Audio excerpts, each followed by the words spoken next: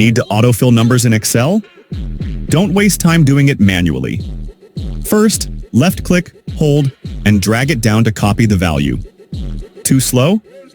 No worries. Here's how to do it fast. Just double-click the fill handle if there's data in the column next to it, and Excel will copy it down instantly. Want a sequence instead of the same value? Click the autofill options and select Fill Series for a number sequence. Excel even recognizes patterns. Select 1 and 3. Double-click the fill handle, and it'll continue the odd numbers. Do you have larger gaps, like counting by tens? Select 2 numbers, double-click the fill handle, and Excel does the rest. And if your pattern is more complex, just go to the Home tab, click Fill, then Series. That's how you master autofill in Excel. Like and follow for daily tips and tricks.